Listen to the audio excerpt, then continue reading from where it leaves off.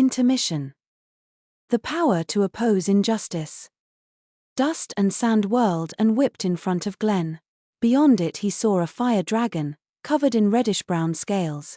By his estimate, the creature was a little bigger than a bull. While this type of dragon was considered lesser, that didn't mean he could be careless.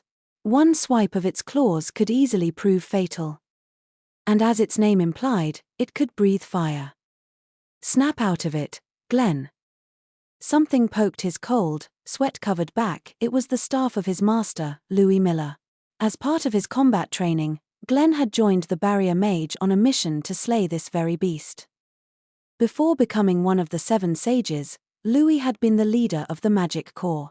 He was one of the top 5 dragon slayers in the kingdom. A fire dragon or 2 were easy prey for a man like him. Glenn was just an apprentice, however, only 15 years of age. A fire dragon was too much for him to handle on his own, at least. But reality, like his master, was cruel. Start chanting already. Or do you plan to charge the dragon unarmed? Because if so, I can simply throw you at it. The man's tone made this sound like a joke, but Glenn knew his master would do it. Frantically, he began to chant a spell. Unfortunately, his nerves tied his tongue into knots, preventing him from reciting the words properly. How close was the dragon? What was the ideal angle to the center of its brow, its weak spot? This was a moving target, so the optimal solutions kept changing. Doing all those calculations in such a hurry and using the answers to weave his mana was more difficult than he'd imagined. The fire dragon, noticing his presence, stomped toward him. Ah! Glenn cried out in fear, but his master's staff prodded him in the back again. Don't stop chanting. But it noticed me. Louis sighed in annoyance, then uttered a brief chant. There was a loud, shrill noise. The fire dragon stopped as though an invisible wall were blocking it. Louis had put up a barrier. As the man's title implied, Louis excelled in barrier techniques. His favored tactic was to pin down his targets with a barrier, then hit them with all the attack magecraft he could muster. It stopped moving, see? Now chant.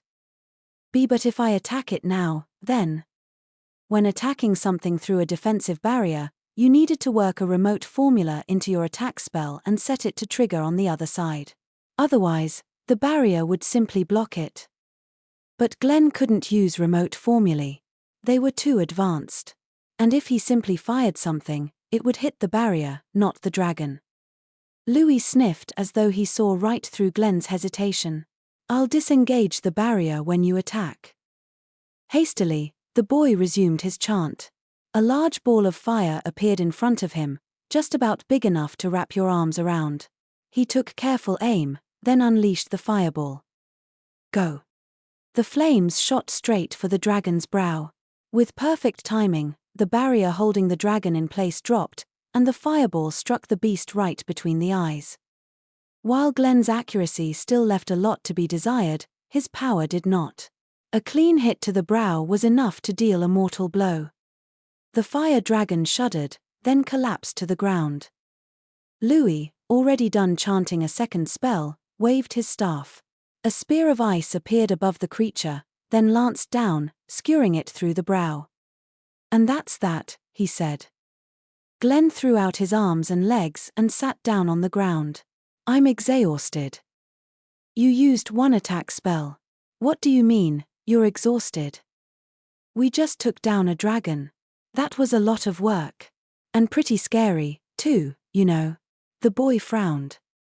Louis looked down at him like he was a senseless toddler and shook his head, sighing. Listen to me, Glenn. You are young, and many difficulties still lie ahead of you.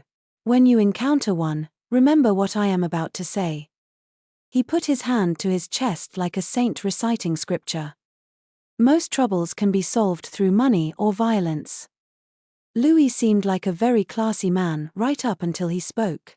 He said things like this with absolutely no sense of shame.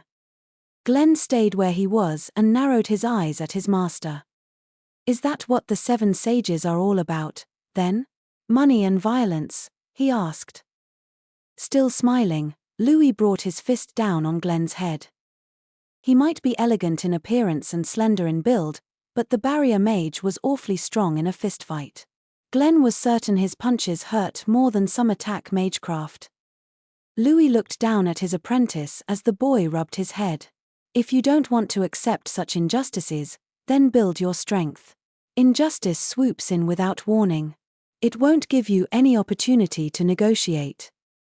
These were the words of a strong man who had already faced countless injustices and repelled them. And Glenn knew all about injustices. They'd battered him like a storm would a ship until the next thing he knew, he was Louis's apprentice. In a way, this very situation was an injustice in Glenn's eyes. So if I don't want to lose to a totally unfair master, I should either win him over with money or outdo him in violence, right? The bringer of injustice smiled at him and raised his staff. In a panic, Glenn quickly fled the scene.